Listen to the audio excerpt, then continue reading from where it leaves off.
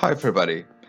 Like the thumbnail says, I will try to cover the board, the techniques I've used and the tips, and also the finish I used for this work and that I usually use now.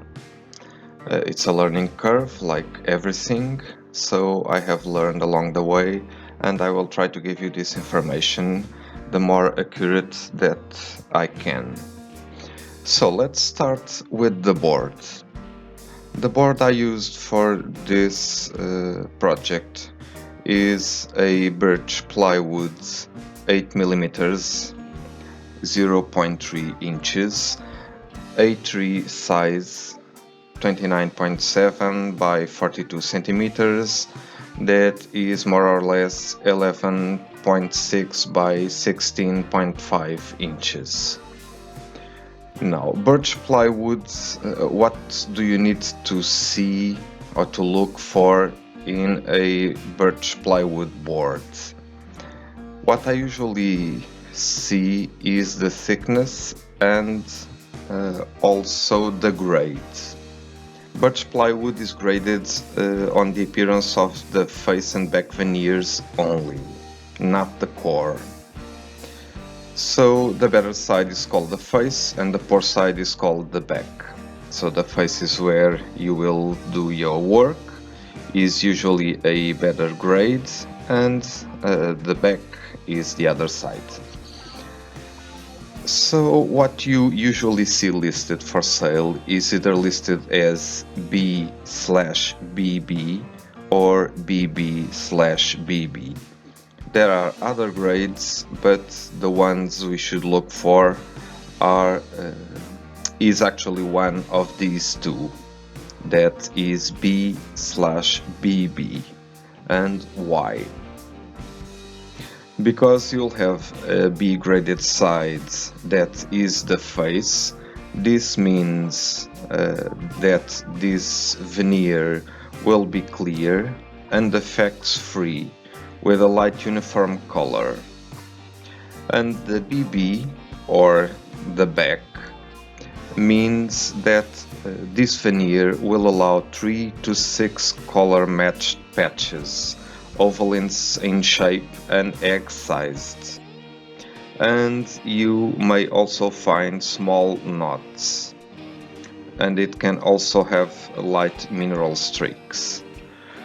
So the good side for you to work would be the B. Also, thickness is very important. The thicker the board is, the smaller the probability of warping. It will weigh a little bit, so it will be heavy. But it will look very good when framed.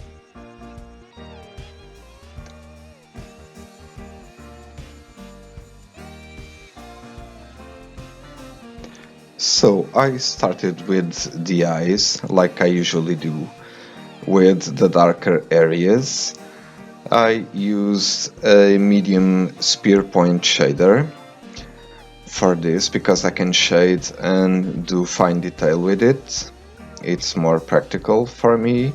You could use also for the eyelashes writing tip, and this is very important, this shine on the eye, this gloss and smooth shine gives it this appearance that it is round, it is glossy and smooth.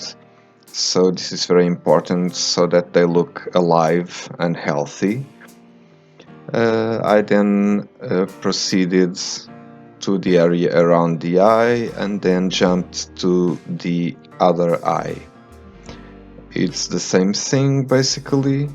I started with the darker areas, still using the spear point shader, and the glossy area. This was the darker area of the picture, so everything is much darker than the other one. Again, for the eyelashes you could use a writing tip. I started the area around the eyes. I usually try to do the part above the eye and also the eyebrows. You could also use the writing tip for the eyebrows and then use a shading tip to give it more structure, because it's not just thin hairs, it has a thicker structure in some parts of the eyebrows. Also pay attention that if you have the graffiti lines in a lighter area, use a dashed line. It's easier to erase, and preferably erase it before you go over it with the tip. I then move to the hair, and I use a ballpoint tip for this, because the hair is small and curly, and I used these round strokes to make it look more natural. I went over some areas several times, so I added various layers of rounded strokes with the ballpoint pen.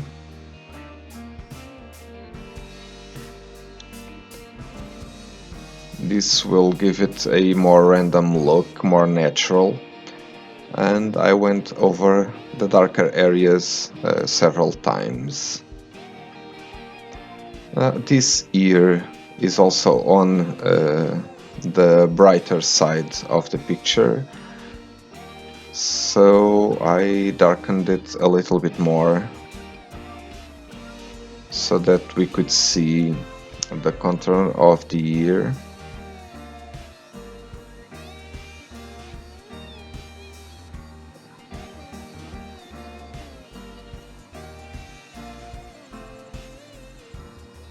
The other one, we can only see this part, this small part of the ear, and it's on the darker side, so it's not very hard. The nose, I usually start by the inside, that is completely dark, and then I can move along to brighter areas, pulling from the darker areas to the brighter. You would want to use a lighter temperature to do this.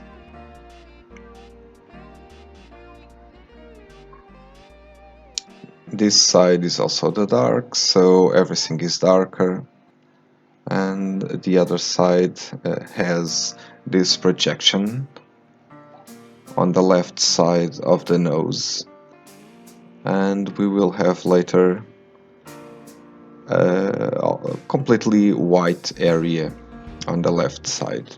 So like I was saying, you should use a lighter temperature on the brighter side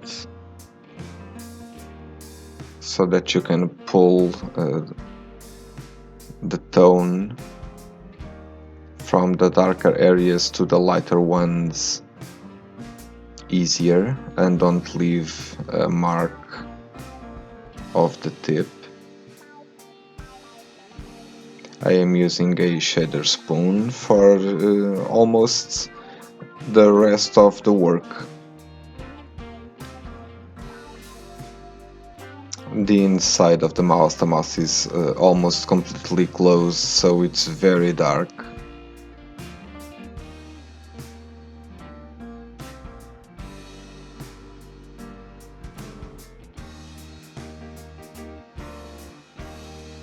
With the shading tip, I can also do finer lines and also shade at the same time. This was my favorite tip, and I still use it a lot.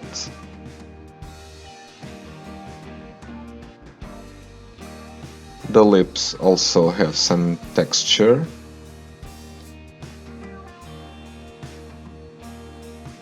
Don't forget to leave a little shine. That gives it volume.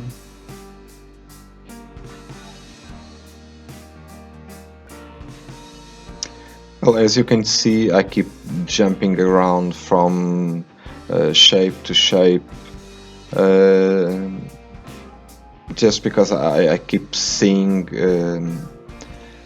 the other shapes around of what I'm doing, and it keeps building inside my mind, and I keep jumping around, seeing more details, adding more details, going darker.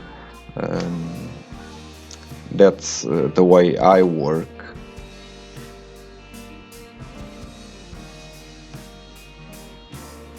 This side is the brighter side, the lower lip, and I will leave this texture, this brighter texture, where I almost don't burn. This will give it volume. The area of the neck is very dark mostly, and this was actually a little bit boring to do. And I decided not to record the whole thing. That goes for the jacket also. At this point I got a little bored of doing the neck, so I started to do the tie. Those little circles are the shiny areas of the texture of the tie. It has these angles, and in the center it has this white dot. And once again I kept looking at the shapes around the tie, at his shirt, at the jacket, and I simultaneously started doing the shirt and a little bit of the jacket. It sort of frames the area I'm working on, and somehow it helps me to combine everything. The face, I used a slightly different technique. I used the spoon shader, but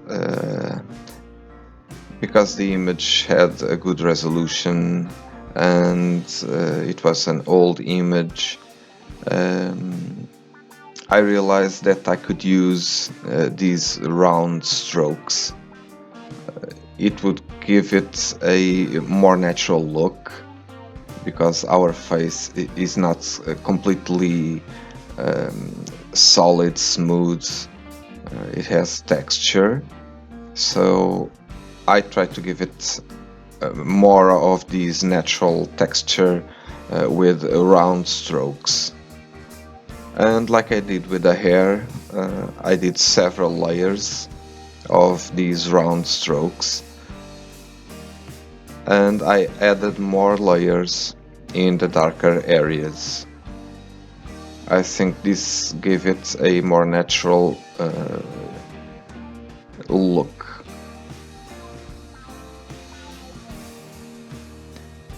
This part also took me a long time to do. I added layers and more layers and darkened here and there, so I didn't record most of it because it was delaying the work, and I recorded only a part of it, but I think you can understand what I'm doing. Always the shader spoon and always these round strokes with a low temperature. This way you can control the strokes and you don't make as much mistakes as you would with a higher temperature. Then I went back to the tie and decided to add also the lighter angles under the white dots.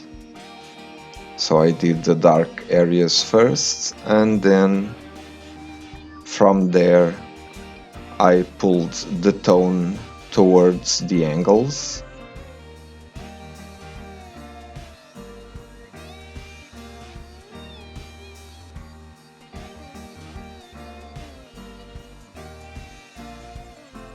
I did the same with the rest of the tie. Started with the really dark area in between the shapes, and then pulled the tone from there. I didn't go completely dark. For the hands, I decided to use a torch to lay a very dark tone around the hands, and used the shader spoon to finish that black tone close to the hands. And then I started doing the hands themselves. For them to have this blurry feel, you cannot use the edge of the tip. Always use the heel or the middle of the tip, because it smudges from the dark areas to the inside of the hands, giving them this blurry feeling.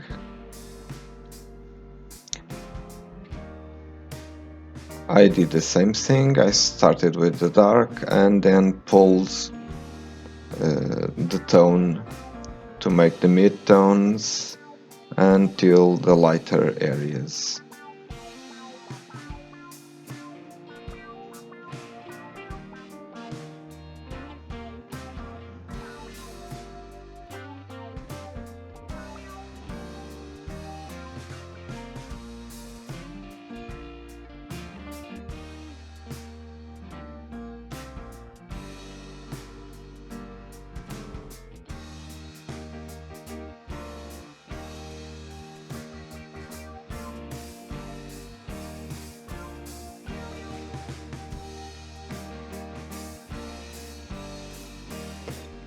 One of the things that really helped me with this, because the hands were a little bit tricky, I was afraid of going too dark, and I was taking some pictures and sending to friends of mine, and that really helped me to see what was a little bit off with the hands, especially the nails.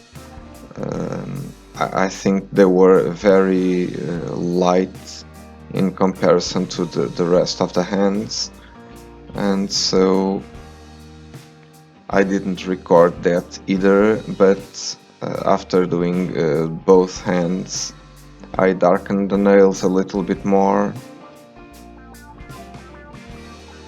I went dark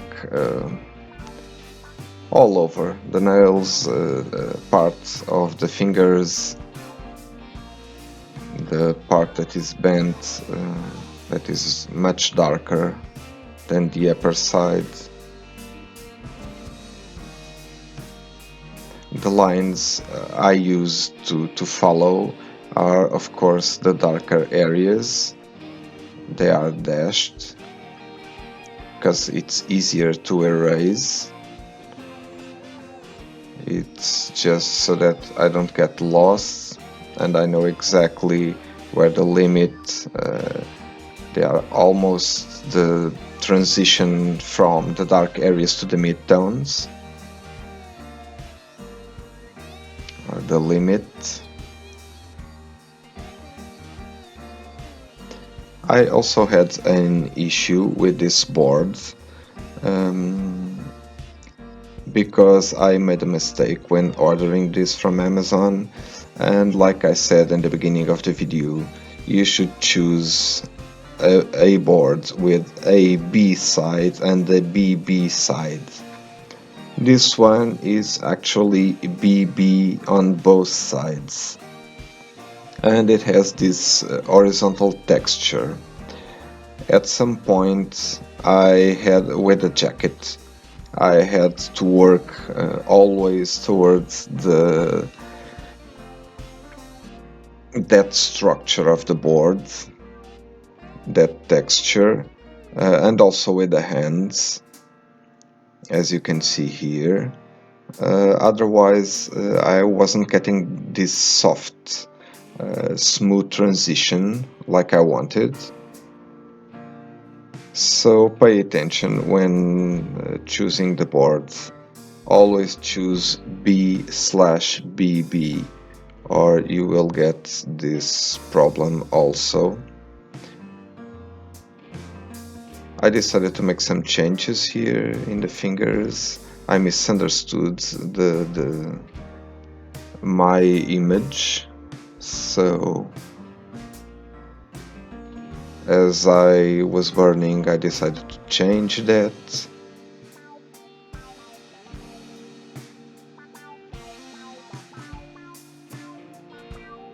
And I believe I used the shader spoon for the rest of the work. So I basically used 3 tips, being the shader spoon the most used, because it covers more area more fast.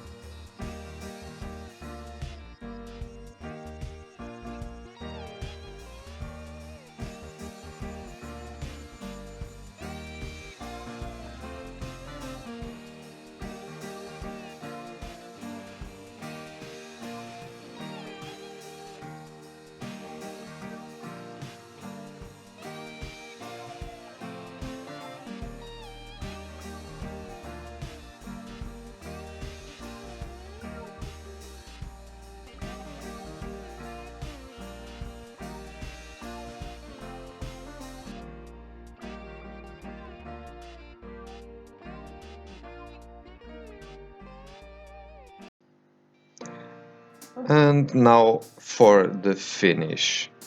I have used other materials, but these are the ones I use now. And to finish my work, I usually use three things. First, I apply a coat of universal fixative or pencil fixative. Burned wood is charcoal, so I believe it's appropriate to keep it all together with a fixative. This is the first coat. The second coat, I apply a water-based acrylic varnish to seal the wood. Because it's water-based, it is urethane. This is acrylic without oil, which doesn't yellow as it ages. That's why I stopped using polyurethane. And the third one is up to 3 coats of acrylic semi-gloss spray. Spray because it is easy to apply and it gives the work a final protection. The gloss look is beautiful, but it makes it harder to appreciate the final work because it reflects light. And also acrylic has less volatile organic compounds, which makes it more environmentally and healthy friendly in comparison to polyurethane. So these are the 3 finishes I use now for all of my work. I hope you enjoyed the video, and as usual, if you have any questions, feel free to email me, and if I know the answer, of course I will reply. I always reply. Thank you so much. See you next time.